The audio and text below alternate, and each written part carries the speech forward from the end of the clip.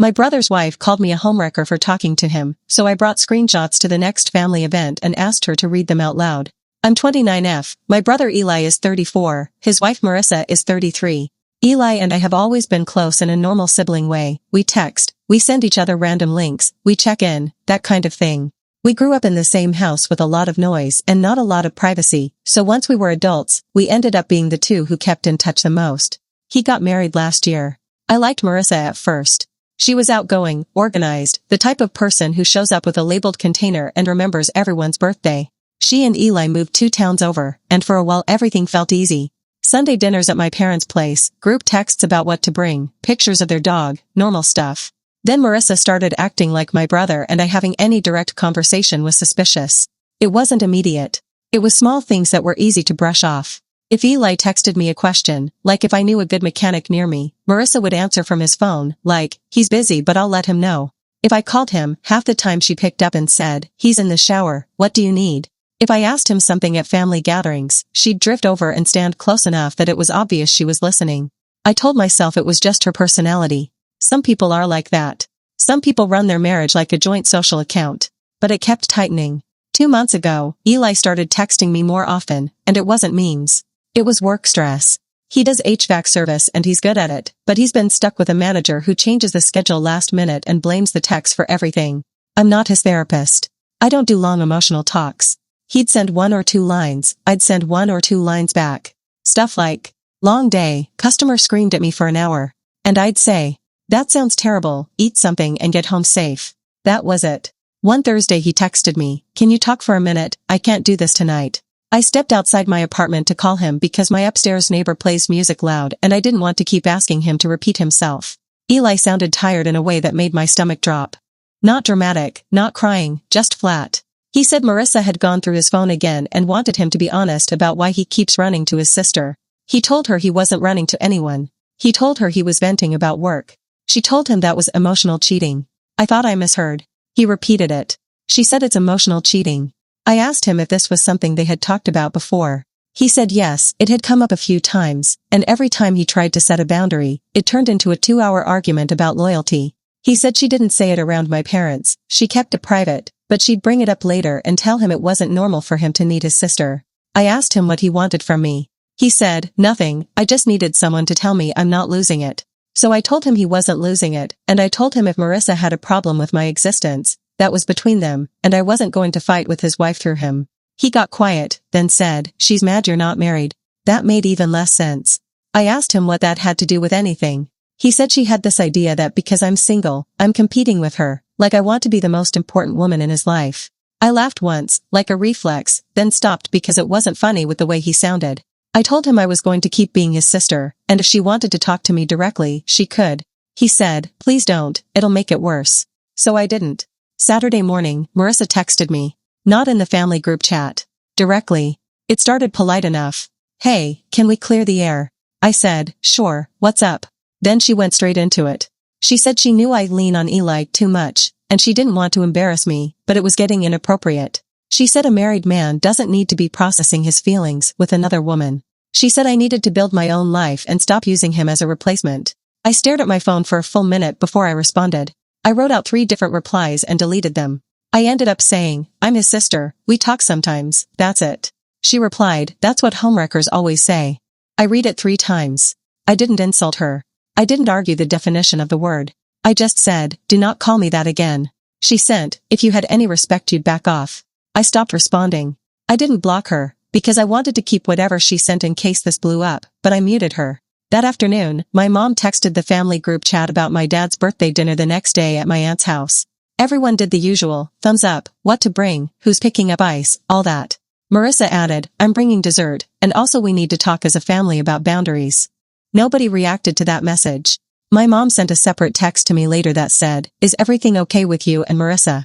I told her, I don't know what she's talking about, but I'm not starting anything at Dad's birthday. I meant it. The next day at my aunt's house, I walked in with a bag of fruit and a card for my dad, and I could feel the tension like someone had turned the air stale. Marissa was in the kitchen arranging cupcakes on a stand. She looked up, saw me, then looked away like I was a stranger. Eli was standing by the fridge, and he didn't meet my eyes at first, which is not like him. I hugged my dad, gave my mom a kiss on the cheek, did the normal greetings. I stayed busy, I helped set plates out, I refilled sodas, I kept myself moving so I didn't get stuck alone with Marissa. We made it through dinner. We made it through cake. People started drifting into the living room with coffee. My aunt turned on a game show in the background. It was a standard family night. Then Marissa stood up and clinked a spoon on her coffee mug like she was making a toast. Everyone looked at her. She smiled, but it wasn't a warm smile. It was the smile someone uses when they think they're about to win something. She said, I just want to say something, because I love this family, and I want us all to be healthy. My mom said, okay. Marissa looked straight at me and said, some relationships in this family have crossed lines, and it's been really hard on my marriage. My dad frowned and said, what are you talking about? Marissa kept going. It's not easy being the wife when another woman thinks she can call and text my husband whenever she wants, then act innocent. My aunt said, Marissa, is this about you and Eli? Why are you doing this here? Marissa said, because it's been happening in front of everyone, and nobody says anything. That is when she used the word again. She said, I'm not going to sit here while a homewrecker plays sister. The room went quiet enough that I could hear the game show audience clapping from the TV. My mom's face went bright red. My dad set his coffee down hard. My cousin put her hand over her mouth like she couldn't believe what she'd heard. Eli finally looked at me. His face looked sick, like he wanted to disappear. I stood up, slow, because if I moved too fast I knew I'd start shaking. I said, do you want to say exactly what you think I did? Marissa said, you know what you did.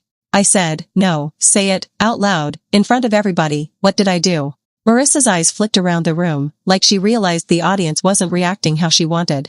Then she said, you keep inserting yourself, you keep pulling him away, you keep acting like you come first. My mom said, stop. My dad said, this is my birthday. Marissa said, then you should want your son's marriage respected. I looked at Eli and said, do you agree with her? He opened his mouth, closed it, then said, no, I don't. Marissa snapped her head toward him so fast it looked like it hurt. Eli. He said, I don't. Marissa turned back to me. Of course he says that, you trained him. That was the moment I stopped trying to keep it calm. Not loud, not screaming, just done. I said, okay, then let's do this in a way where nobody can pretend later. I'm going to grab something from my car. My mom said my name, like she wanted me to sit down. I said, I'm not starting anything, I'm finishing it. I went outside, walked to my car, and opened my glove box. I had printed screenshots in an envelope. Not because I planned a big scene. I printed them after her texts the day before, because I didn't trust her not to lie. I went back inside and set the envelope on the coffee table. I said, Marissa, you called me a homewrecker, in front of my parents, in front of our aunt, on Dad's birthday, so you can read what you sent me. She said, I'm not reading anything. I pulled out the first page and held it up. It was her calling me a homewrecker, with her name at the top, with the date and time. I didn't read it. I didn't need to. Everyone could see enough. I said, you can read it out loud, or I can. My dad said, Marissa, what is wrong with you? Marissa's face changed.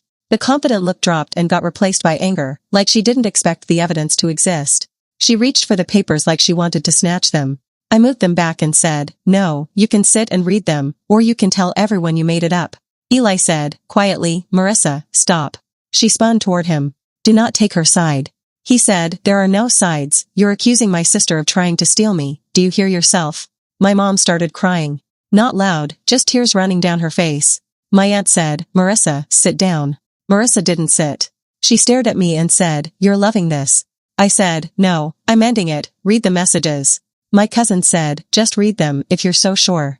Marissa looked around the room again. She realized nobody was jumping in to defend her. Nobody was saying I deserved it. Nobody was telling her she was brave. Finally, she grabbed the papers and held them like they burned. She read the first line, the one where she asked to clear the air, and her voice was tight. She read the part where she said I was leaning on him too much. She read the part where she said a married man doesn't process feelings with another woman. Then she hit the line with a word, and she stopped. My dad said, keep going. Marissa said, I'm not reading that. I said, then don't say it. She shoved the papers onto the table and said, this is private. I said, you made it public when you said it in my aunt's living room. Eli reached down and picked up the pages. His hands were shaking. He read them, silently, like he was seeing them for the first time. Then he looked at Marissa and said, you texted my sister this. Marissa said, because you made me. He said, I did not make you call her that. Marissa said, you are married, you do not need her. My dad stood up. My dad is not an intimidating man. He's a quiet man. But when he stood up, everyone stopped moving. He said, you are in my sister's house, at my birthday, calling my daughter a homewrecker, get your things and leave. Marissa said, "Are you serious?" He said, "Yes." Marissa looked at Eli like he was supposed to rescue her. Eli didn't move. She said, "Eli, come on." Eli said, "I'm not leaving with you." Her eyes went wide. "So you're picking her?" He said, "I'm picking reality." Marissa stared at him for a long second, then grabbed her purse off the chair, walked to the front door, and left without saying goodbye to anyone. The door shut. The house stayed quiet. My aunt said, "Eli, are you okay?" Eli sat down and put his head in his hands. My mom kept crying. My dad rubbed her shoulder and stared at the floor like he was trying not to explode. I didn't feel proud. I felt tired. I said, "I'm going to go. I'm sorry this happened here." My dad said, "You did not do this." My mom said, "Please don't leave. I don't want you driving upset." I said, "I'm not upset. I'm just done." Eli looked up and said, "Can I come with you?" That surprised me. I said, "To my place." He nodded. My mom looked like she was about to argue, then she didn't. She just said, "Text me when you get there." Eli grabbed his jacket, and we walked out together. In my car, he didn't talk for the first few minutes. He just stared out the window. Then he said, "She's been telling me you hate her." I said, "I barely talked to her." He said, "I know, but she kept saying you were trying to split us up, and she said you were waiting for me to mess up, so you could make me choose." I said, "Did she tell you I was a homewrecker?" He said, "She said you were being inappropriate. She didn't say that word." I didn't answer right away. Then I said, "She said it to me yesterday, and she said it again tonight. I printed it because I didn't trust her not to deny it." Eli nodded like that tracked. When we got to my apartment, I gave him a blanket and my couch. He sat down and just kept staring at his phone like he expected it to explode. Marissa texted him. Then called. Then texted again. He didn't respond. He said, "If I go home tonight, she's going to lock me in a fight until morning." I said, "Then don't go home tonight." He said, "She's going to tell people I left to be with you." I said, "Let her. It won't land after what she did in front of everyone." He nodded once. Then he asked me if I still had the screenshots. I said yes. He asked me to send them to him. I sent them. He stared at the texts like he was processing the fact that his wife put that in writing to his sister. Then he said, "I need to text my boss I'm not coming in tomorrow. I can't do it." I said, "Do it." He did. Before he went to sleep, he asked one more thing. He said, "If she calls you, don't answer, please." I said, "I won't." And that was the end of the night. Update, 9 hours later. Eli woke up early and went outside to sit on my stairs, like he didn't want to take up space. I made coffee and brought him a mug. He had 27 missed calls from Marissa. He had a text from her that said, "Tell your sister to stop poisoning you." Then another that said, "Your family hates me, thanks." Then, "If you don't come home right now, I'm telling your mom what you and your sister have been doing." Eli showed me the messages with a blank expression, like he was looking at weather alerts. He texted her, "Stop, I'm at my name's place because you humiliated her. I'm not talking about this by text." Marissa replied, "You left your wife to sleep at your sister's. Do you hear how you sound?" He didn't answer. An hour later my mom called me. I answered. She sounded exhausted, like she barely slept. She said, "Marissa called me at 6:15. I said, "What did she say?" My mom paused, then said, "She said you're in love with Eli." I closed my eyes. My mom kept going, like she had to get it out in one breath. She said you've been trying to break them up. She said you dress a certain way around him. She said you have private jokes. She said you don't want anyone else to have him. I said, "Did you believe her?" My mom said, "No, I'm telling you because it's insane." I said, "Okay." My mom said, "Your dad called Eli, but he's not answering his phone." I looked at Eli. He was staring at the floor. I said, "He's here, he's just trying to get his head straight." My mom said, "Tell him to call his father." I said, "I will." After I hung up, I told Eli. He nodded and called my dad. I didn't listen to the conversation. I went into my bedroom and shut the door. I could hear Eli's voice, low, steady, then broken up, like he was trying not to cry. When he came back into the living room, he said, "Dad asked if I'm safe, like she's going to do something." I said, "Does he think that?" Eli said, "He said he doesn't know what she's capable of right now." Then Eli did something I didn't expect. He asked to see my phone.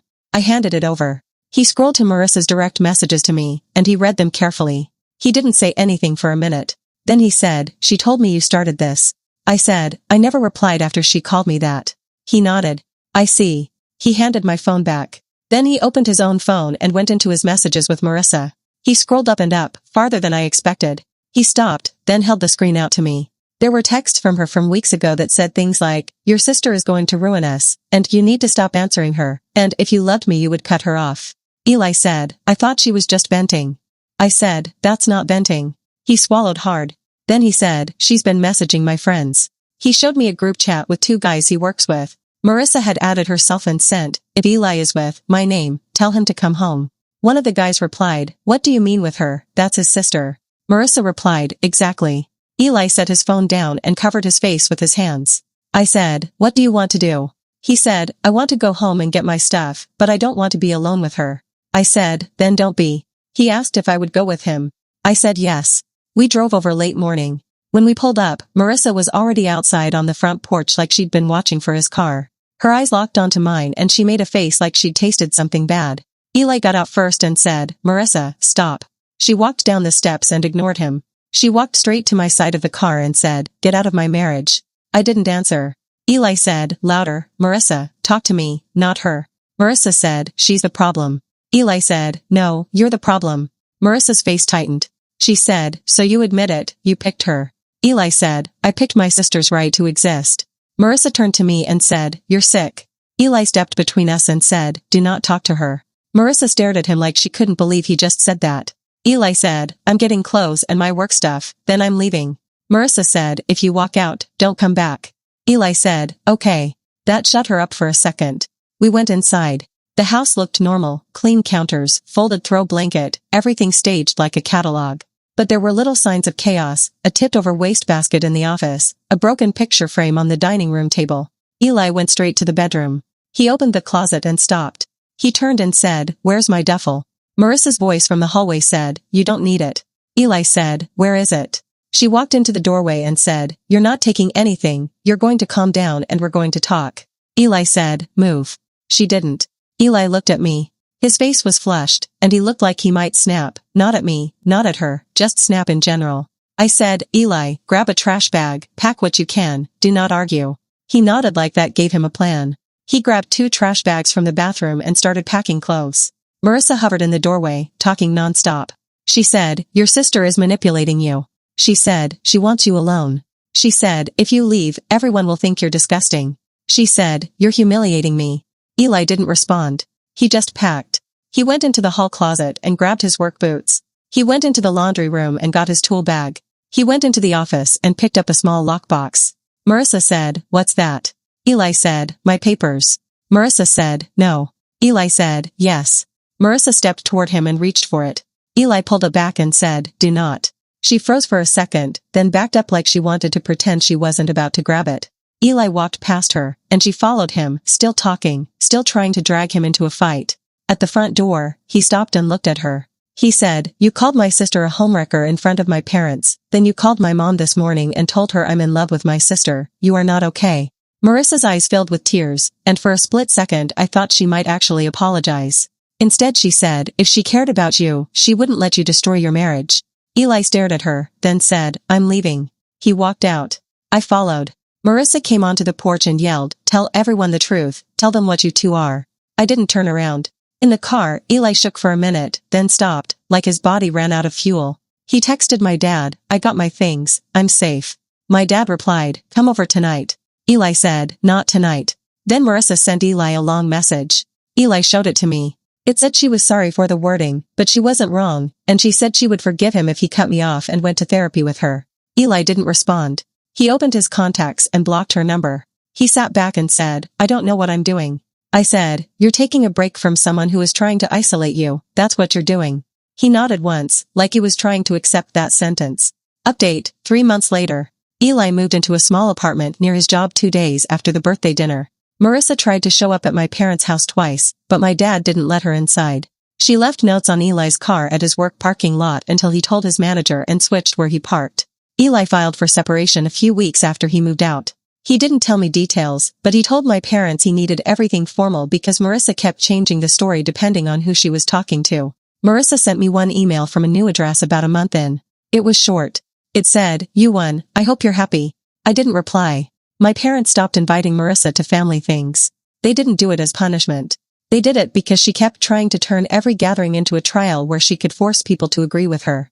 Eli is in counseling on his own. He still texts me, but he keeps it normal, the way it always was, and he keeps his life separate from mine the way siblings do. He also calls my dad more now. My mom says she sleeps better knowing Eli talks to someone besides me. Last week Eli told me the divorce paperwork is moving forward, and the only thing left is final signatures and dividing a few shared accounts.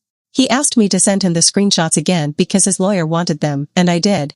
Marissa has not contacted me since. Nobody in my family uses that word about me anymore. If someone brings up what happened, they keep it simple. They say Marissa accused me of something gross, Eli left, and that was that. The screenshots are still in my glove box. I haven't thrown them away.